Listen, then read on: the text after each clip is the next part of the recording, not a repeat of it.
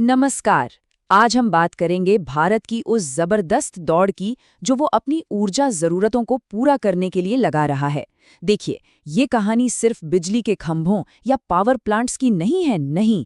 ये कहानी है भारत के 2047 तक एक विकसित देश बनने के सपने की और उस सपने को हकीकत में बदलने के लिए लगने वाली ऊर्जा की। तो चलिए इस सफर को थोड़ा और गहराई से समझते हैं। शायद आज इस बात पर यकीन करना मुश्किल हो, पर ज्यादा पुरानी बात नहीं है। 20 साल से भी कम पहले देश में हर 3 में से 1 इंसान के घर में बिजली का कनेक्शन तक नहीं था। और जिनके पास था भी, उन्हें भी शहरों और गांवों में 3 से 4 घंटे के पावर कट झेलने पड़ते थे। मतलब ये हमारी स्टार्टिंग लाइन थी। तो सवाल ये है कि भारत ने उस अंधेरे से निकलकर आज के उजाले तक का ये सफर तय कैसे किया? और उससे भी बड़ा सवाल, भविष्य की ऊर्जा जरूरतों को पूरा करने की इस बहुत बड़ी दौड़ में हम आज कहाँ खड़े हैं? चलिए पता लगाते हैं। तो सबसे पहले आइए एक नज़र डालते हैं कि पिछले बस कुछ सालों में भारत ने कितनी ज़बरदस्त तरक्की की है। जो आंकड़े सामने आएंगे वो आपको सच में हैरान कर देंगे। साल 2006 में भारत की कुल बिजली बनाने की जो क्षमता थी वो थी सिर्फ 124 गीगावाट। अब अंदाजे के लिए 1 गीगावाट से आप एक बड़े शहर को बिजली दे सकते हैं। तो ये नंबर याद रखिएगा, 124। और आज ये आंकड़ा 4 गुना से भी ज्यादा बढ़कर 500 गीगावाट के पार पहुंच चुका है। और सबसे कमाल की बात तो ये है कि आज सिर्फ हमारी सोलर एनर्जी की जो कैपेसिटी है वो 2006 की टोटल कैपेसिटी से भी कहीं ज्यादा है। मतलब ये एक तरह की क्रांति ही है। और देखिए, ये बदलाव सिर्फ सरकारी कोशिशों से नहीं आया है। जहां एक तरफ 100% घरों तक बिजली पहुंची, वहीं दूसरी तरफ प्राइवेट सेक्टर की हिस्सेदारी 12% से बढ़कर सीधे 50% हो गई। और इसी ने इस ग्रोथ को एक जबरदस्त रफ्तार दी। अच्छा, इसका जमीन पर क्या असर होता है? एक छोटा सा उदाहरण लेते हैं। सोचिए, जब किसी गांव की दुकान में पहली बार विजी कूलर लगता है तो वहां कोल्ड ड्रिंक्स और ठंडे सामान की बिक्री अचानक 2 से 3 गुना बढ़ जाती है। मतलब बिजली सिर्फ रोशनी नहीं लाती, वो अपने साथ आर्थिक मौके भी लेकर आती है। लेकिन इतनी शानदार प्रोग्रेस के बावजूद एक बहुत बड़ा सवाल हमारे सामने आता है। दुनिया के मंच पर, ग्लोबल स्टेज पर हम कहाँ खड़े हैं? और इसकी तुलना करने के लिए हमें दुनिया के सबसे बड़े एनर्जी कंज्यूमर और प्रोड्यूसर यानी चीन को देखना ही होगा। ये एक बहुत ही जरूरी सवाल है। क्या हम वाकई उस स्केल पर हैं जहां हमें होना चाहिए? चलिए सीधे सीधे चीन के साथ तुलना करके देखते हैं।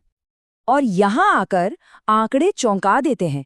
आबादी लगभग बराबर होने के बाद भी चीन की बिजली क्षमता भारत से 6 गुना ज्यादा है। 6 टाइम्स। ये अंतर हमें बताता है कि अभी हमें कितना लंबा सफर तय करना है। तो इतना बड़ा गैप आखिर है क्यों?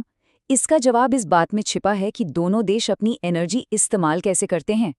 चीन को दुनिया की फैक्ट्री कहा जाता है, इसलिए उसकी लगभग 59% बिजली इंडस्ट्रीज में चली जाती है। और इलेक्ट्रिक गाड़ियों की बात करें तो फर्क जमीन आसमान का है। चीन में 1 crore 80 lakh public charging station हैं और भारत में सिर्फ 3000 के आसपास। अब आते हैं उस चुनौती पर जिसका सामना सिर्फ भारत ही नहीं बल्कि हर वो देश कर रहा है जो रिन्यूएबल एनर्जी यानी सौर और पवन ऊर्जा की तरफ बढ़ रहा है। और वो चुनौती है कि ये भरोसेमंद नहीं है। सीधी सी बात है, सूरज रात में नहीं चमकता और हवा हमेशा एक ही रफ्तार से नहीं चलती। इसे ही इंटरमिटेंसी कहते हैं। और यही वो वजह है कि चीन जैसा देश जो रिन्यूएबल्स में इतना पैसा लगा रहा है, वो आज भी कोयले के नए प्लांट बना रहा है। क्यों? क्योंकि उन्हें ग्रिड को स्टेबल रखने के लिए एक बैलेंसिंग लोड की जरूरत है। तो भारत इस पहेली को कैसे सुलझा रहा है? देखिए, 2 मुख्य तरीके हैं। पहला है बैटरी स्टोरेज। ये तेज है, प्लग इन प्ले जैसा है, पर बहुत महंगा है और इसके लिए हमें इंपोर्ट पर निर्भर रहना पड़ता है।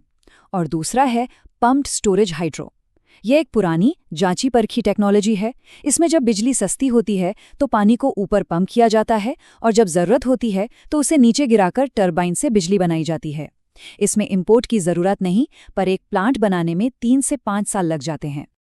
तो हमने तकनीकी चुनौती को समझ लिया है, पर इससे पहले कि हम आगे बढ़ें और इससे जुड़े आर्थिक अवसरों को देखें, अगर आपको ये सफ़र अब तक जानकारीपूर्ण लगा हो तो एक पल निकालकर सब्सक्राइब और लाइक ज़रूर करें। आपका समर्थन हमें ऐसे ही जटिल विषयों को आसान बनाने की ऊर्जा देता है। चलिए अब आगे बढ़ते हैं। कहते हैं ना कि हर तकनीकी चुनौती अपने साथ एक बड़ा आर्थिक अवसर भी लाती है। तो चलिए देखते हैं कि पैसा कहाँ लग रहा है और ऊर्जा की इस वैल्यू चेन में कहाँ-कहाँ मौके बन रहे हैं। एनर्जी वैल्यू चेन के 4 मेन हिस्से हैं, जहां सबसे ज्यादा पैसा लगने और ग्रोथ होने की उम्मीद है। जनरेशन यानी बिजली बनाना, ट्रांसमिशन यानी उसे एक जगह से दूसरी जगह पहुंचाना, इक्विपमेंट यानी इन सब के लिए जरूरी सामान बनाना, और सबसे जरूरी इन सबको फंड करने के लिए फाइनेंसिंग। अच्छा, अब जरा सोलर एनर्जी के एक बहुत जरूरी हिस्से को समझते हैं। एक सोलर पैनल आखिर बनता कैसे है? इसकी शुरुआत होती है पॉलीसिलिकॉन नाम के एक रॉ मटेरियल से, जिससे एक सॉलिड ब्लॉक बनता है जिसे इंगिट कहते हैं। फिर इस इंगिट को पतले पतले वेफर्स में काटा जाता है, उन वेफर से सेल बनते हैं और आखिर में बहुत सारे सेलों को जोड़कर एक पैनल तैयार होता है। और यहीं पर भारत की सबसे बड़ी चुनौती छिपी हुई है। हम इस वैल्यू चेन के आखिरी हिस्से में यानी सेल और पैनल बनाने में तो काफ़ी हद तक आत्मनिर्भर हो रहे हैं, लेकिन जो शुरुआती और सबसे मुश्किल हिस्सा है, जहां हाई प्योरिटी पॉलीसिलिकॉन से इंगिट और वेफर बनते हैं, उसके लिए हम लगभग पूरी तरह से चीन पर निर्भर हैं। ये एक बहुत बड़ी स्ट्रेटेजिक डिपेंडेंसी है। तो ये सारी कहानी, ये सारी चुनौतियां और अवसर हमें वापस भारत के सबसे बड़े लक्ष्य पर ले आते हैं, 2047 तक एक विकसित राष्ट्र बनना। इस लक्ष्य को हासिल करने के लिए ऊर्जा कितनी जरूरी है, चलिए देखते हैं। इसे समझने के लिए एक आर्थिक कॉन्सेप्ट को जानना होगा, इलास्टिसिटी ऑफ इलेक्ट्रिसिटी डिमांड। आसान शब्दों में इसका मतलब है कि जब हमारी जीडीपी 1% बढ़ती है तो हमारी बिजली की जरूरत कितने प्रतिशत बढ़ती है। और ये समझना बहुत बहुत ज़रूरी है। जब तक भारत एक सर्विस लेड इकोनॉमी था, तब 1% जीडीपी ग्रोथ के लिए हमें लगभग 0.85% ज़्यादा बिजली चाहिए होती थी। क्यों? क्योंकि सर्विस सेक्टर में ज़्यादा बिजली नहीं लगती। लेकिन जैसे ही हम मेक इन इंडिया के तहत एक मैन्युफैक्चरिंग लेड इकोनॉमी बनेंगे, ये ज़रूरत बढ़कर 1.5% हो सकती है। मतलब हमें अपनी ग्रोथ के लिए पहले से लगभग दोगुनी बिजली चाहिए होगी। तो इस सब का निचोड़ क्या है?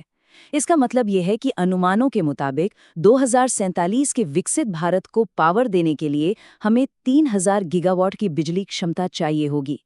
ये आंकड़ा आज चीन की कुल क्षमता के बराबर है। मतलब हमें अगले 25 सालों में वो सब बनाना होगा जो चीन ने पिछले कई दशकों में बनाया है। और आखिर में यही सबसे बड़ा सवाल है, क्या भारत अपनी इन गहरी ऊर्जा निर्भरताओं, खासतौर पर चीन पर निर्भरता से निपटते हुए एक विकसित राष्ट्र बनने का अपना सपना पूरा कर पाएगा? ये यात्रा जितनी बड़ी और महत्वाकांक्षी है, उतनी ही मुश्किल और चुनौतियों से भरी भी है। भारत का भविष्य इस बात पर निर्भर करेगा कि वो इस ऊर्जा की दौड़ में कैसा प्रदर्शन करता है। इस विश्लेषण में हमारे साथ जुड़ने के लिए आपका धन्यवाद।